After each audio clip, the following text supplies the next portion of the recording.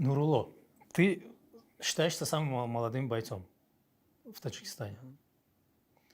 Есть же еще молодые, пока что самый перспективный молодой. Самый перспективный молодой. Как ты себя чувствуешь в этом возрасте? Нормально, пока что все идет хорошо. Алхамдулилля. Как ты думаешь, сколько ты будешь в этом виде спорта? До тех пор, пока есть силы, до тех пор, пока чувствуешь себя хорошо. Я не знаю, может, у некоторых бойцов иногда идут до 30 лет, до 28.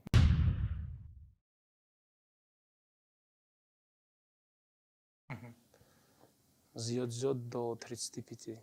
Посмотрим, иншаллах, дальше.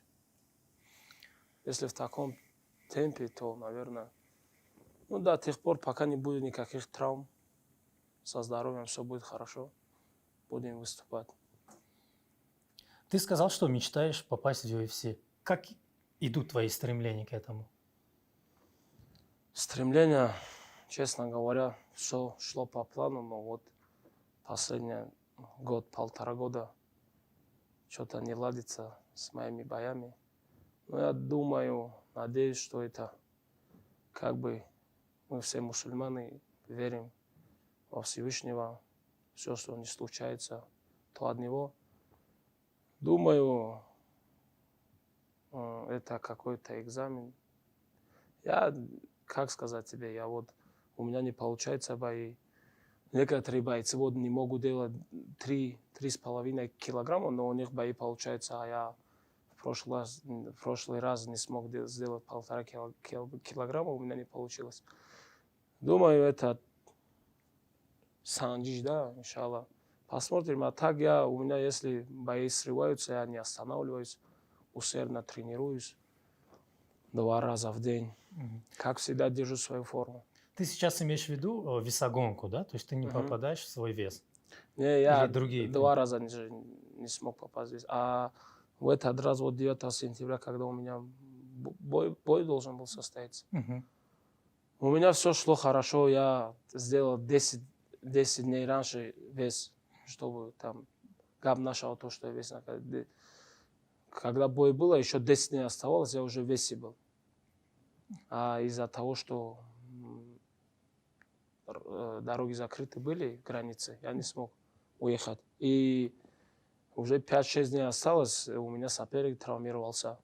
Из-за этого они не смогли мне на короткий срок найти достойного соперника, чтобы я подрался. И заодно с дорогой проблема. А что за турнир был? Турнир 9 сентября Да, последний. на память Абдулманата Нурмагомедова. Это должно быть в Чечне должно было быть. В Москве. В Москве. Большой турнир был. Вот давай чуть-чуть вернемся к UFC, а к твоим весогонкам мы чуть-чуть попозже еще вернемся, мы об этом поговорим.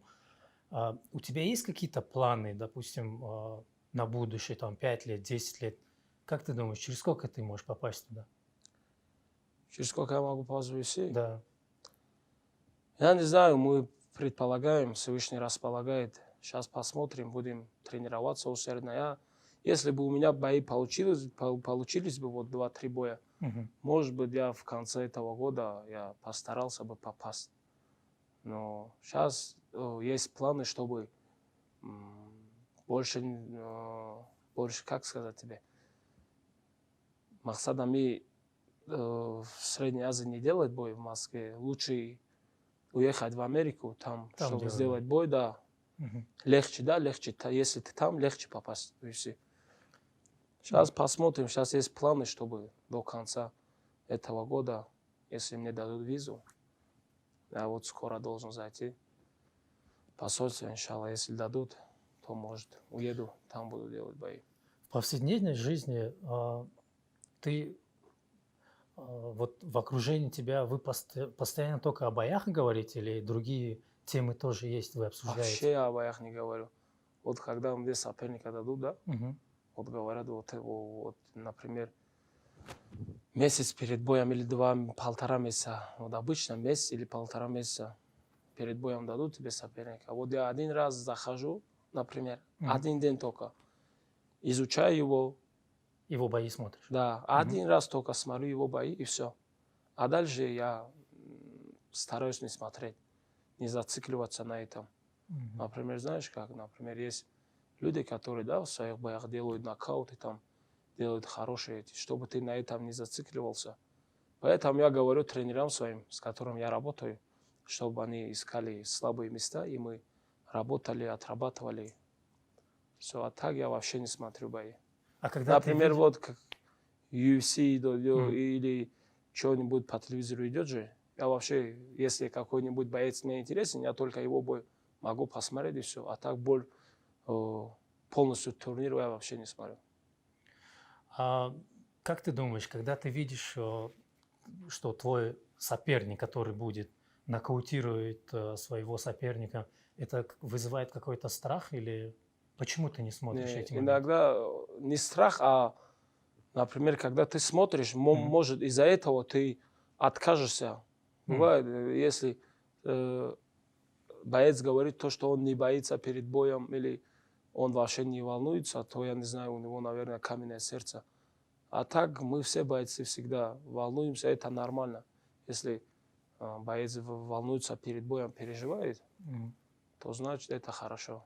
А дома вы говорите с родными о боях?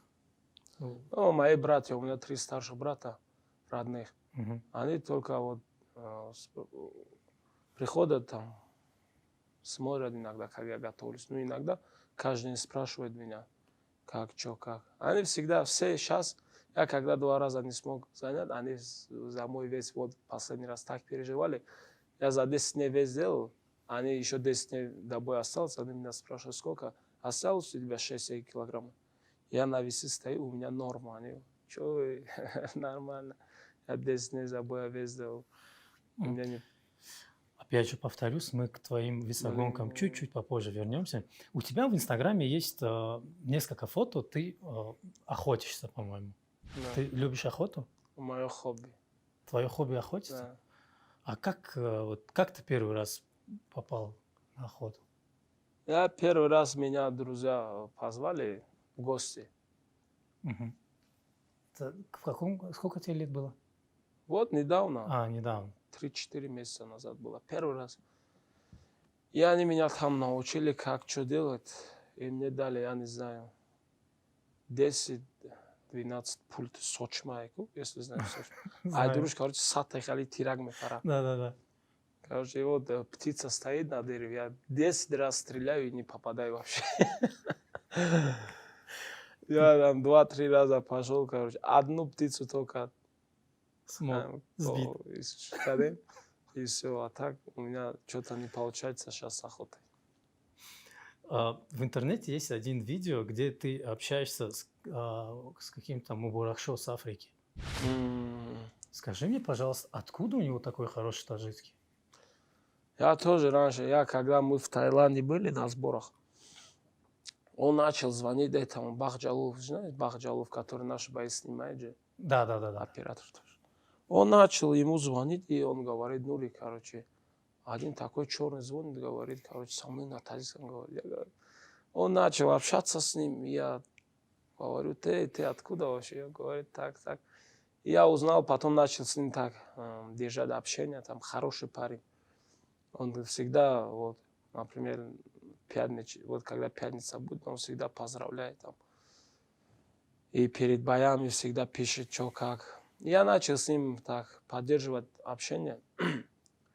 И я узнал то, что он работал в Питере с нашими земляками и там научился. Ну, он очень хорошо Да, говорит очень по-таджикски. хорошо разговаривает.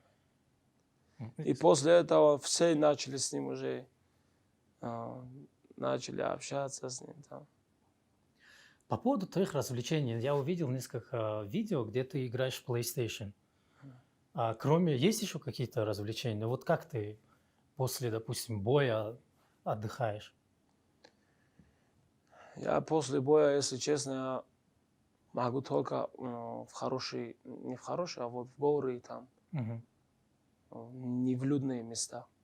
Сходить там с друзьями вокруг родных, сидеть там или Или дома спать только. Фильм ставить или что-нибудь. А Кушать. какие фильмы больше предпочитаешь? Я фильмы раньше смотрел, уже 2 года не смотрел фильм. Редко что-нибудь по телевизору, боевики какие-то, это смотрю. Где много стреляет. Да.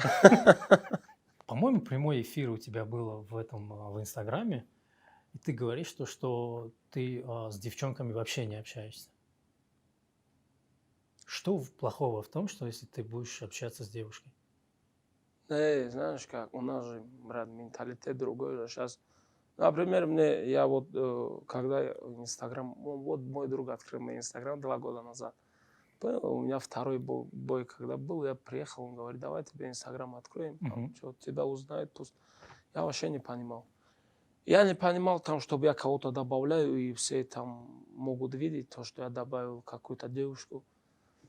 И я начал своих одноклассников, однокурсников там добавить же, что они же тоже обижались, что Нурло, ты нас не добавляешь туда-сюда.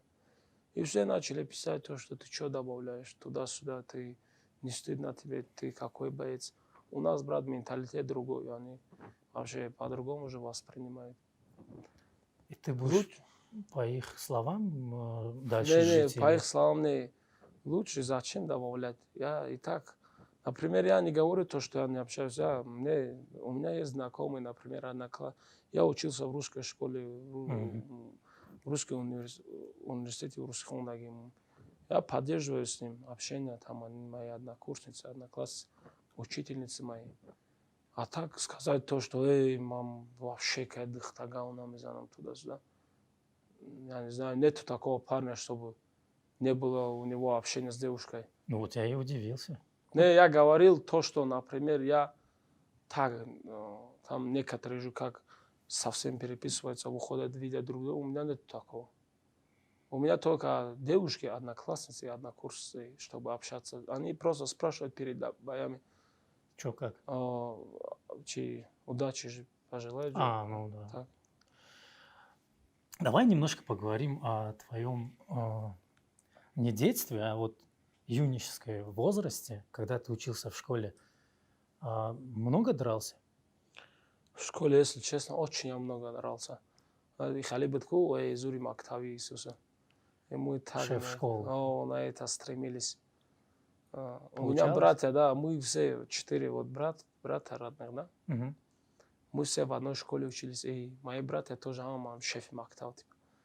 Шеф Мактав, по поколению, понял? Мгм. И так же мы, вот с ним тоже мой одноклассник с 1 класса Искандар, всегда вот дрались. И когда в университет поступил, 2-3 раза меня отчисляли с университета, потому что я дрался там.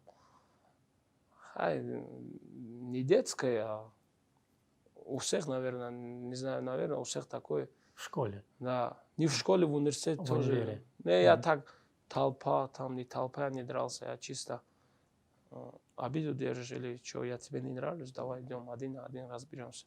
Мгм. А на один я никогда не проигрывал, всегда выигрывал. Это я заметил по твоим боям.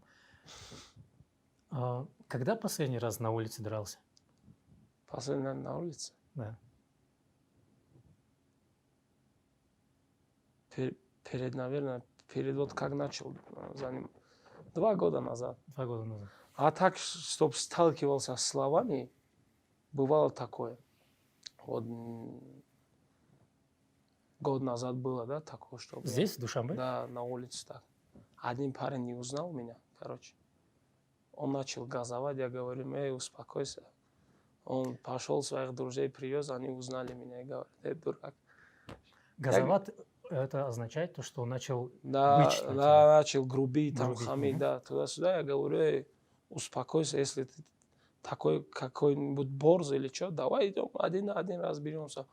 Он перед всеми, я стесняюсь перед всеми, он так кричит, орет там туда-сюда. Я иду туда, в машину сел, говорю своим друзьям, успокоить его. Чимеган сейчас он какой спортсмен на улице дерется. Например, нас тоже много молодежи смотрит, чтобы они не брали из нас то, что мы на улицах спортсмены деремся. Мгм. Потом новое поколение молодежи, что от нас возьмет? мы должны быть воспитанием, например, для других, чтобы они вот говорили то, что вот такие-то спортсмены, например, такие воспитанные, чтобы он куда-то майду, а ему воспитание обгиран, да. Потом он друзей своих привез, они меня узнали и пошли ему сказали, ты что, дурак, что ли? Идем, да, бахш президент, да, короче. Извинился? Да. Ты сказал то, что у тебя хорошая любительская карьера была. Как ты думаешь, чем отличается любительская карьера от профессионального? Профессионально. Любительская карьера до сих пор я выступаю, вот в 2000, как за пояс бой выиграл, я приехал месяц, вообще не отдыхал, месяц потренировался, у меня чемпионат мира был в Белоруссии, да, в Белоруссии было. И там я поехал, все говорили мне, ты что, ты пояс выиграл, отдыхай, да, наслаждайся своим поясом. Я говорю, нет, я должен выступать на мире. И пошел По какому виду? панкратион, да. Я с панкратиона начал, я раньше борьбой занимался вольной. Там тоже нормально, хорошие места получил, выигрывал хороших тоже вольников, спортсменов. Первый тренер по вольной борьбе был Олимов Абдрозик. Потом один раз как-то у моего друга было там соревнование, чемпионат республики по панкратиону. Я приехал, сижу, у него зал был, и у него шогирдош был, да, короче. Ученики. Ученики были, я не знаю, на 84, я там 80 весил. Говорит, на 84 килограмма у меня никого нет, не хочешь подраться? Я такой вольник и уличный. Я говорю, без проблем, давай, да я выйду, подерусь. И на 84 меня записали, и завтра пришел, я тоже выиграл там 2 боя и стал чемпионом. Потом сказали то, что... И у меня появилось, знаешь, какое-то желание появилось от этого. И говорят, чемпионат Азии по панкратиону, не хочешь выступать? Я говорю, без проблем. Потом меня свели с Восо Юсуповым, президент Федерации панкратиона Таджикистана. Мой тренер, который вот поставил, да, мне все вот по боям. Он первые мои руки, ноги, все он мне ставил. Вот первый раз, когда я к нему в зал пришел, я там месяц потренировался, и на чемпионат Азии отвезли нас. Я там тоже хорошо выступил. Первое место занял. Потом после этого через 2-3 месяца на чемпионат мира. И так 3 раза чемпионом, и чемпион Азии, чемпион мира 3 года подряд. И после этого... Давай, говори. Договаривай. И потом после этого познакомился с Раджаб Алибаевым, нашего старшего брата. И он начал меня увести на профессиональные бои, на профессиональный уровень. И в 2017 году у меня был первый бой на гран-при битва на Волге. 70 килограмм. Там через 1,5 месяца там бои был гран-при такой вот. Делаешь вес, например, 70 килограмм, и через 1,5 месяца заново ты должен сделать вес и выйти подраться. И так я первый выиграл русского, второго выиграл дагестанца, третий в финале. Тоже мы в финале попали с дагестанцем, с другом Хабиба Зайнуков. И с ним у нас хорошая рубка была. Я победил, выиграл пояс. И так пошло. А чем же отличается профессиональная карьера от любительской? Профессиональная карьера отличается в том, что, например, я на профессионалах вообще 3-4 килограмма вес гонял. 80 килограммов весил, на 74 всегда выступал, на 75, на 77 на мире. А там мы одеваем защитные щитки, например, и перчатки не такие, а шали камтарак дига дамай, да. Когда бьют, да, сильно не по. И с шлемом деремся, да.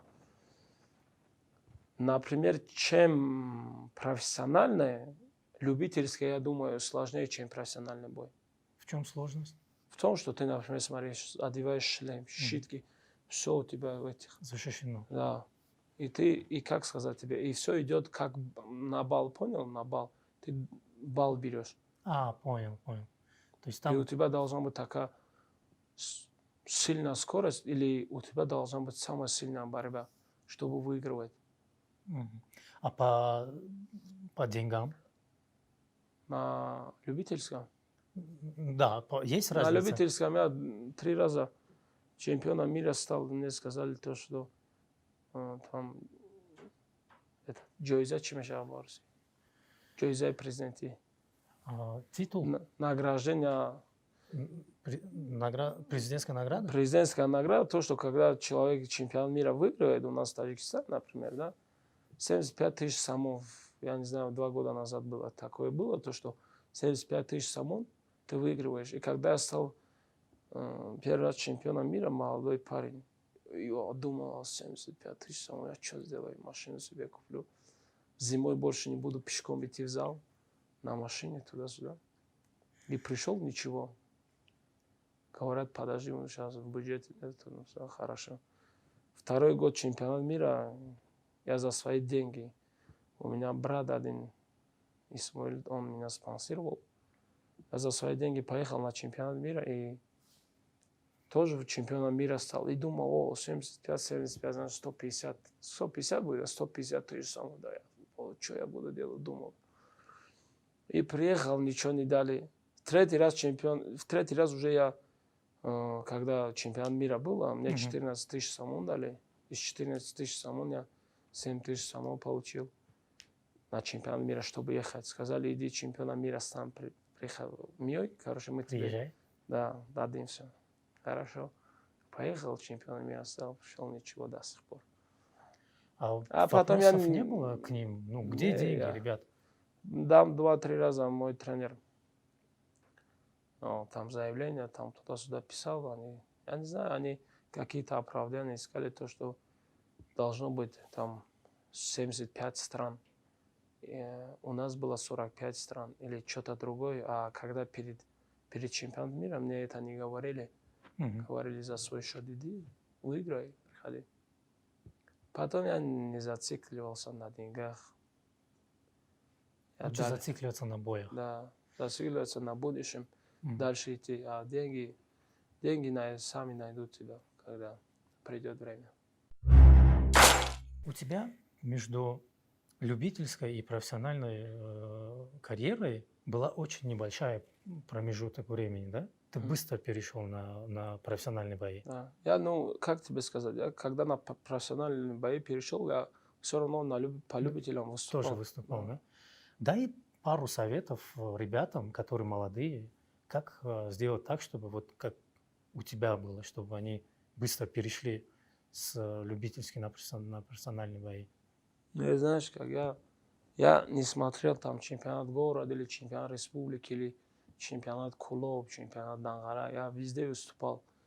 Я когда чемпионом мира тоже приехал, говорят, зачем тебе выступать, например, на чемпионате республики или на чемпионате города? Ты уже мир выиграл. Я говорю, нет. Например, с каждым годом появляется новое поколение, новые бойцы, растущие бойцы, да? Он, например, сильнее меня, наверное. Я же должен себя проверять. Если я свободно могу выигрывать, например, республику, то могу. У нас тоже неплохие парни. Ну, смотри, если в скором времени будет какой-то чемпионат по панкратиону возьмем в республике, ты выступишь? Я не буду выступать. Уже не будешь? Почему? Уже не буду. Потому что у меня сейчас как сказать тебе, я уже должен стремиться к другому, брат.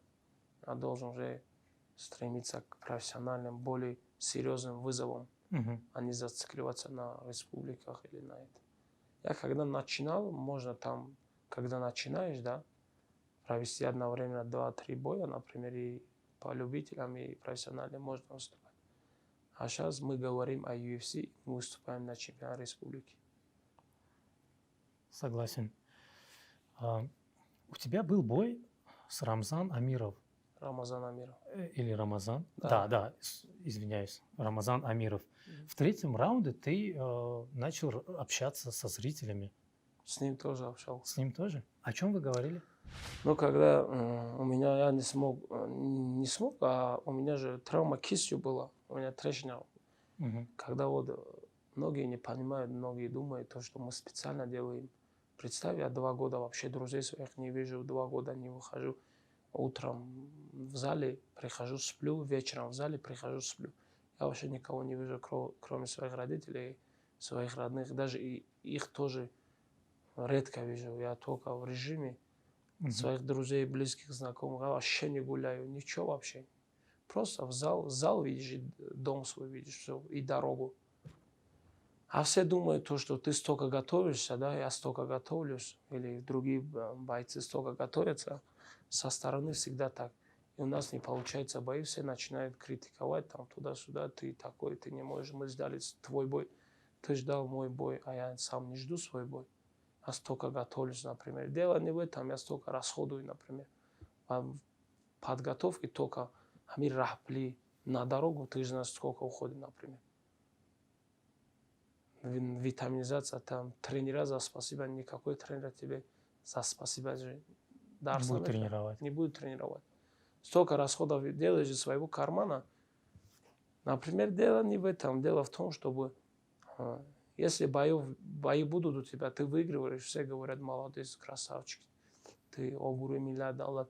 А когда у тебя не будет боев, они начинают критиковать там туда-сюда. Люди не должны быть такими. Люди должны быть всегда поддерживать, несмотря на боев есть, боев нету. Чисто так. В третьем раунде В ты с третьем раунде, Рамзаном да. Амировым о чем Когда говорили? у меня трещина кистью была, да, я отказался от боя, потому что у меня рука в гипсе была.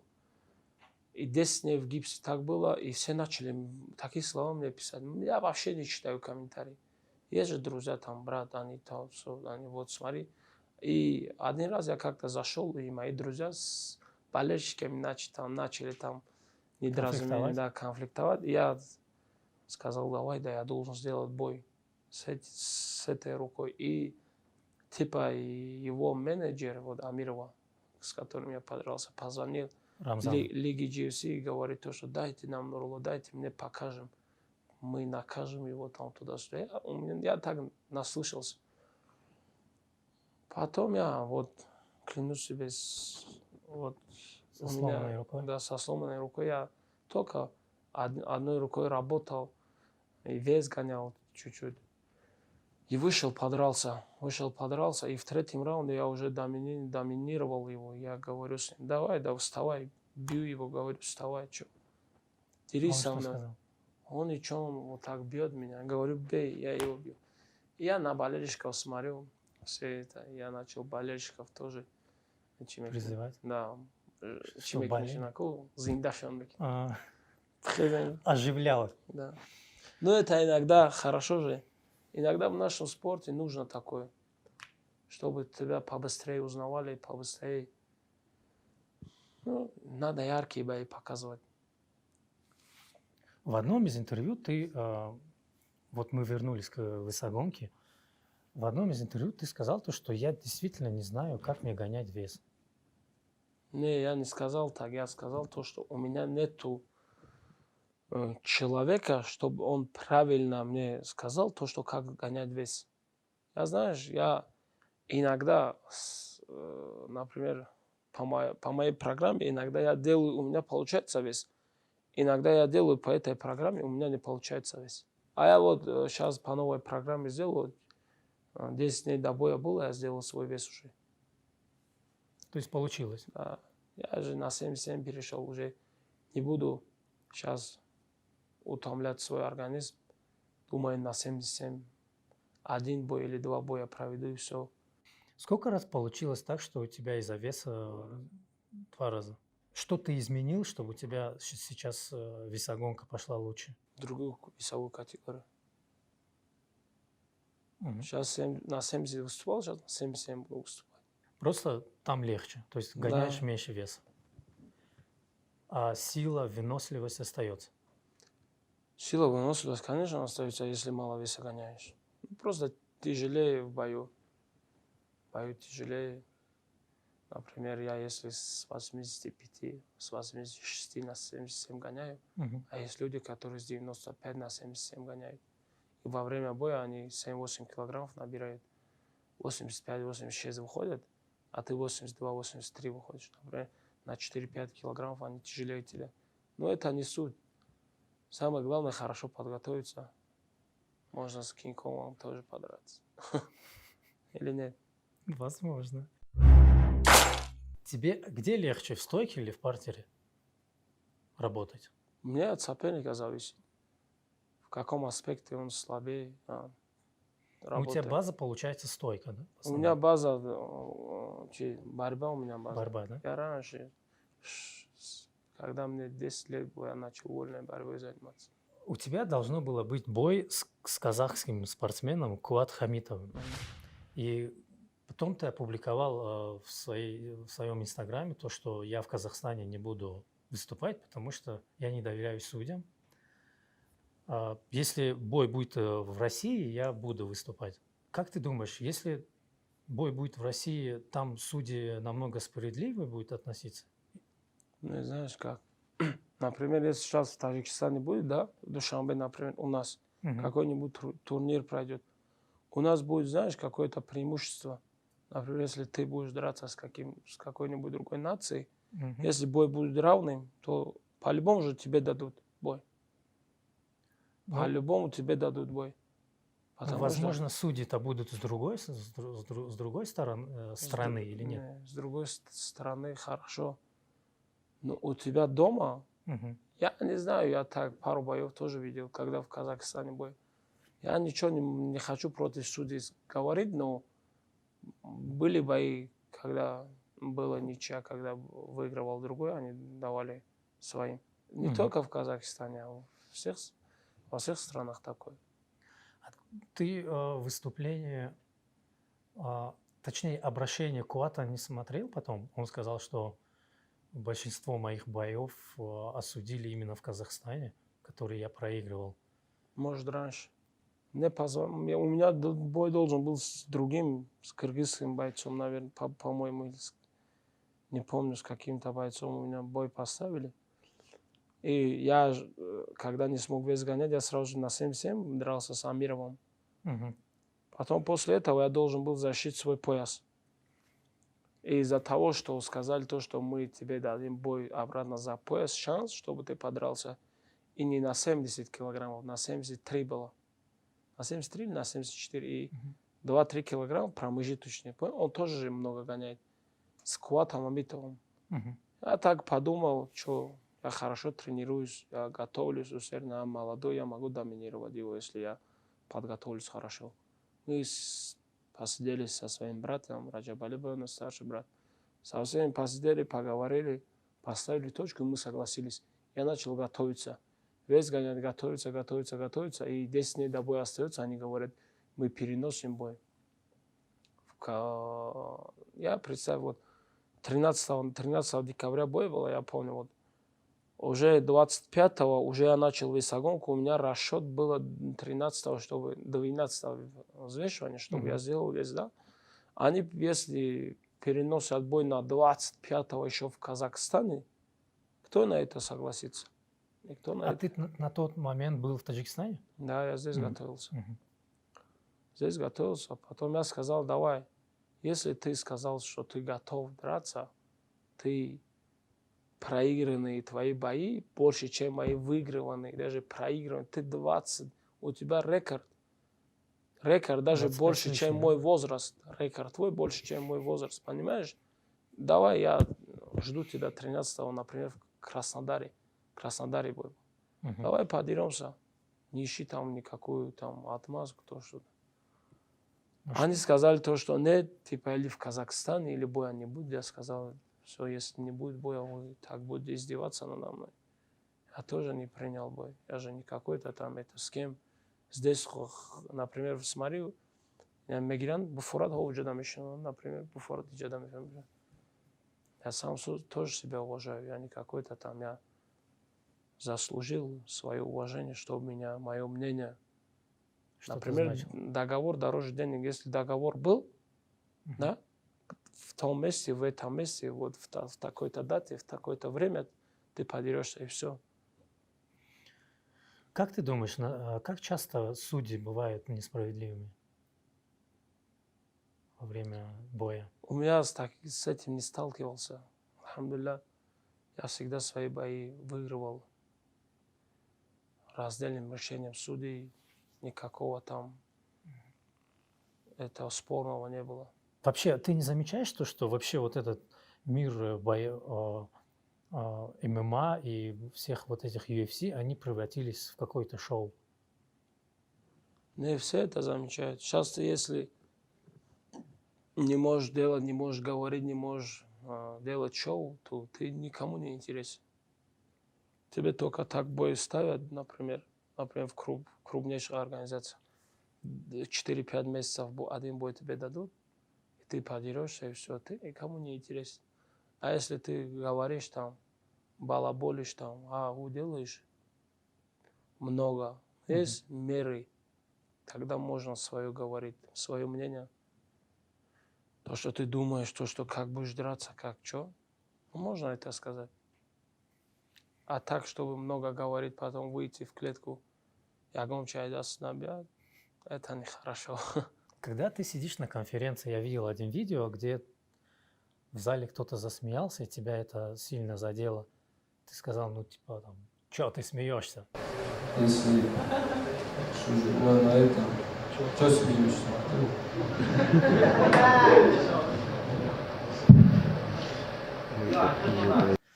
Часто бывают такие моменты, что Бывало, да, часто. раздражает? Не раздражают. Например, я приехал в их страну, да, на конференцию, Мгм. например.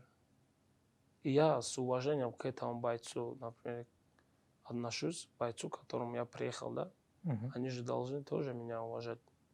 Я говорю, они там между собой что-то разговаривают и смеются. Я говорю, что смеешься? Но тебе не ответили. И они замолчали. Часто бывают такие случаи? Да, бывает часто. Мгм. Раньше не было, а сейчас уже такое. Сейчас уже все знают, что если психически тебя сломают, то в бою тоже могут тебя сломать. В нашем деле у тебя должно быть не только стальное сердце, стальное тело, но и стальные мозги у тебя должны быть. Ты мозг как-то тренируешь тоже? Раньше, да, тренировал, там, читал книги. А так я, да, читаю. Хадисы читаю, там, книги исламские читаю. Исламский. Да, Помогает? да, очень. Когда вы уезжаете на сборы, насколько это дорого обходится? Ну вот один Ну, самый простой сбор. смотря в какую страну. Ну, например, в Москву, когда уезжаем, да, мы должны же квартиру снять. Мгм. Там квартира начинается с $800-900, например. И если, например, я вот перед боем готовился к титульному бою, у меня дорога была 1,5 часа ехать только на метро. 1,5 часа. Представь, 2 раза я так 1,5 часа ехал, тренировался, Мгм. 1,5 часа ехал домой, 1 час спал дома, вещи свои постирал, и 1,5 часа обратно, и 1,5 часа обратно. Туда и 1,5 часа домой. А потом уже, когда 20 дней оставалось до боя, я спал в зале. Я Чтобы не ехать на утром, да, дорогу, не тратить. утром свои диетические и иду, готовил себе на ночь, потом утром взял с собой, я спал внутри клетки. В октагоне. Да, в октагоне спал 2 часа, и через 2 часа еще тренировка началась, потом тренировку делал, потом приезжал домой уже в 10 часов, в 11 часов ночи. Вещи свои постирал и спал. А самый дорогой сбор это где? Ну, самый дорогой сбор у меня было в Таиланде. Самые дорогие сборы могут быть везде, если, например, у тебя есть финансовые, да, Мгм. ты можешь снять хороших тренеров, например, в Таиланде, Мгм. или в Америку уехать. Или... Главное, от финансов зависит. За всю твою карьеру самый большой гонорар это сколько было? 300 тысяч рублей, 300 тысяч российскими, 4 тысячи долларов. 4000 баксов. Как ты думаешь, вот эти твои усилия, это стоит всего этого? Иншалла, я надеюсь на это. Что будет лучше? Я буду тренироваться, и буду ждать своего часа, когда придет мой час. Всевышний дает всегда, когда человек стремится к чему-то, например, стремится он, например, Всевышний всегда берет его на экзамены, там дает трудности. Если ты будешь терпеть, идти дальше, несмотря ни на что, иншаллах, я думаю, все будет хорошо. И слава, и деньги, и все придет. Главное уповать и пахать. Тебя часто сравнивают с Хабибом. Пришел тот момент, когда тебя это уже раздражает? Как сказать, меня вообще не раздражает это. Это, если взять так, иногда приятно, иногда, ну как сказать тебе, вообще никакого негатива или что такое нет. Вот, воспринимаю все. Да. Меня иногда путают в других странах, например. Я объясняю, я нормально воспринимаю, да, говорю, я не обидно. Например, в Таиланде много раз было такое, я не могу говорить на английском, так чуть-чуть знаю, говорю. Только фейс, монада, там вам не он. Ну, не говоря уже в Таджикистане, во всем СНГ ты уже личность, которого многие знают.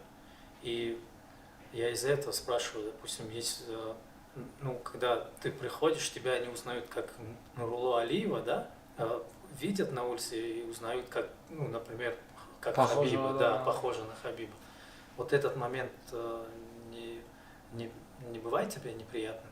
Мне и неприятно. Как тебе? Я нормально отношусь. Достойный человек. Иншалла, я, например, когда я бои вообще не делал, я вообще, только когда борьбой занимался, я смотрел его. Я сейчас не говорю то, что я не хвалю никого. Просто сейчас по-другому подумают потом наши, то, что и тариф, когда я хвалю. Я вообще, например, одамой меган, амига помогин, а я бинам, бдаван чум чикоро кнан мақсад. Ма и коро хадам дидагин ки одамой камра ҳар чи меган, бон хали ру пару задаган, да турнир качум, давидаган қичоқиш кадаган, обнимали туда-сюда. Я не говорю, я говорю то, что, например, я в моей ситуации был, а мы хамура мегум, я говорю, казнам бетарсам, қарзарам несам. Например, когда у меня боев не было, я смотрел его, я настал, например, фикр мекинал, иншалла, акимарам рангем. То, что он говорит, как себя ведет, как делает. И я не брат. Сад твой. А в жизни вы не виделись? В жизни виделись, 2-3 раза виделись. В Хаджи виделись, в Мекке виделись.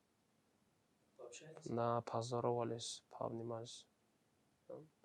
В одном турнире он был почетным гостем, я тоже был почетным гостем. Там тоже я ему когда удачи пожелал, же в бою с Конором было. Потом там после этого увиделись, он тоже меня поздравил. Я его друга выиграл, но он меня поздравил достойно. Сказал, поздравляю, хороший бой показал.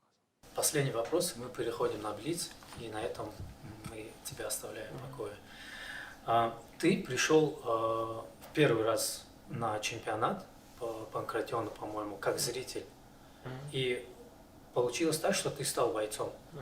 Если бы не вот эти случаи, да, то, что ты пришел как зритель, как ты думаешь, как бы изменилась твоя жизнь?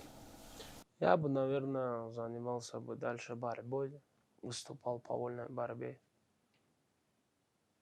Так, больше ничего не было. Ты все равно остался бы в спорте? В спорте, конечно, если я, например, тоже закончу свою карьеру, я буду поддерживать свою форму, тренироваться. Я думаю, все спортсмены, бывшие спортсмены, они не могут без этого. Все равно, вот мы приходим с боев, да, отдыхаем, вот неделю уже отдыхаешь, и тебе надоедает. Тебе хочется что-нибудь делать, кого-то бить, какой-то шум сделать в зале. Кого-то бить в зале? В зале, а не на улице. На улице. В конце каждого выпуска мы задаем блиц-вопросы, то есть я задаю короткие вопросы, ты можешь отвечать коротко, можешь отвечать как тебе удобно, не коротко. Пару советов молодым бойцам от тебя. Пару советов. для будущих бойцов, да? Да, Или молодым бойцам. молодым бойцам. Усердно тренироваться, верить в то, что все получится, и не верить в то, что тебе говорят, ты намеши. Не верь в то, что... Когда тебе говорят, да, у тебя ничего не получится. У всех в этой жизни все получится. Нужно стремиться к этому. Все. И не гоняться за какими-то там, у меня нет возможностей, у меня нет перчаток, у меня нету это, то. У меня тоже не было денег. Клянусь тебе, я зимой пешком ехал. Ну, у меня недалеко было от дома. 2,5 километра было до зала. Я пешком, меня отец не пускал на тренировку. Он говорил, учись. Я типа говорил, там, я на дополнительные там хожу. Я клянусь тебе, я шел на тренировку, шел 2,5 километра зимой. Такой этот снег был, я помню до сих пор.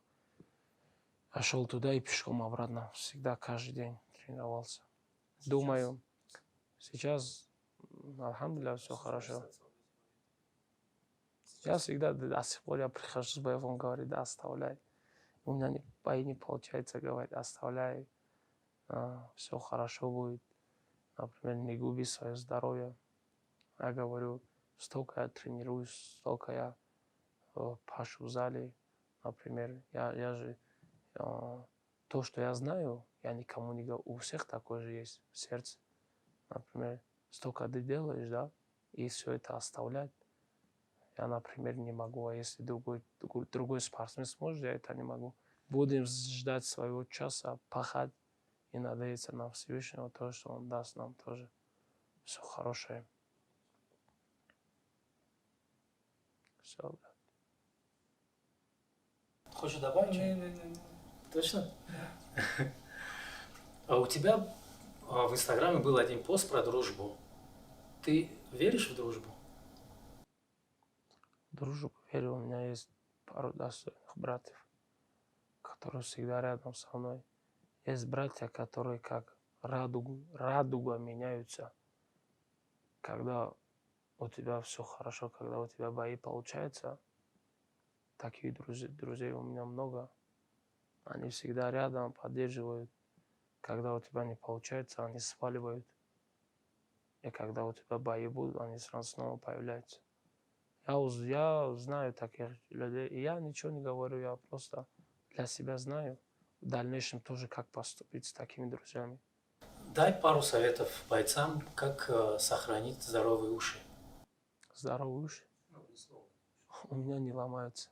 Представляешь? У меня пару раз сломались, чуть опухли, и я пошел шприцем У в тебя больнице. уже сломались? Я думал, у тебя не ломаются, и из-за этого ты можешь дать совет, как их можно не У меня ломать. тоже ломались, но знаешь как, у нас сейчас у молодых поколений ломаются, они сразу добивают, чтобы они так опухали. Понял? В Дагестане знаешь, да, какой?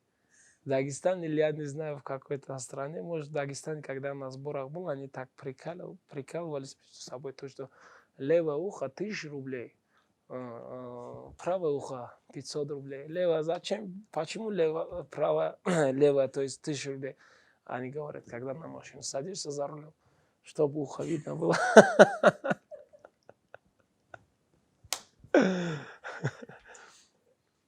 Зря ты это сказал.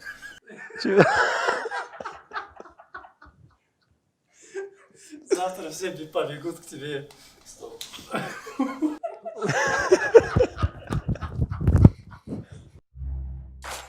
Когда последний раз чувствовал страх? Страх от чего? Ну, перед боем, перед выйти в октагон. Нет, страха не бывает то, что ты боишься. Бывает волнение. Волнуешься перед боем, да. Не подводить. Самое главное, не подводить себя, не подводить людей, которые верят в тебя. Такое волнение есть. Страх только у меня от одного. Страх, когда делаешь какой-то, например, грех, и у тебя на душе появляется страх, например, да. Как я отвечу перед Создателем, перед Всевышним, то, что... А страх от того, что от людей там или от чего-то. Волнение бывает, а страх не бывает. У тебя сейчас нету ни одного проигрыша. Все-таки самый худший бой, по-твоему, какой был у тебя? Худший? Да. Ну, от которого ты недоволен. Не было такого, иншаллах. И не будет, думаю. Если ты бой выигрываешь, там нету никакого там худшего или... Главная твоя задача выйти выиграть. Уже не важно, как ты выиграл. А ты после смотришь свои бои? После боя, знаешь, как смотрю? Утром один раз смотрю, все. Как я подрался, какие ошибки допустил. И их исправляешь. А так каждый день смотрит свой бой. И там говорит, что я какой-то... Я один раз только смотрю, и все. Вот честно, только один раз. Утром просыпаюсь после боя. И выходит, что там этот поставил, тот. Смотришь свои бои, там какие-нибудь ошибки исправляешь свои. И последний вопрос. В чем ценность? Ценность чего? Ценность жизни. Твоя ценность. Моя ценность? Чтобы...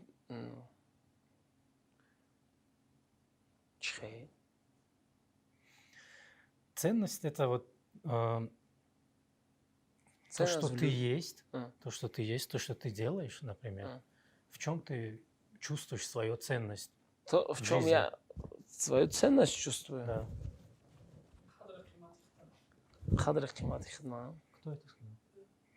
Отлично.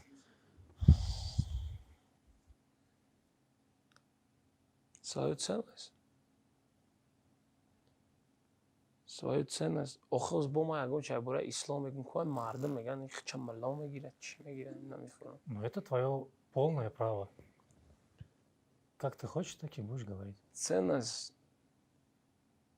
думаю, главная ценность в человеке, например, мусульмане, должна быть его вера, а второе, например, его воспитание. Как он себя ведет, например, как он говорит. Нурулло принес нам футболку в подарок. И, конечно же, мы ее разыграем. Новую. Нет, это я вам не дам, это чисто мне. И у нас есть еще одна футболка новая. Условия конкурса абсолютно простые. Кто угадает число и месяц следующего боя, тому и подарим эту футболку. Без проблем. Знаешь? Все, ребята, конкурс. Значит, если так. честно, я сам тоже не знаю. Именно какая чья, я сам тоже не знаю. Пока на октябрь поставили, могу вот подсказку сделать. Может на октябрь, не знаю, в начале, в середине, в конце. Вот, ребята, подсказка всем. Если кто угадает, какого числа, пусть будет в октябре. Или в ноябре будет следующий бой Нурулло, тот получит эту футболку. Ребята, свои ответы пишите в комментарии.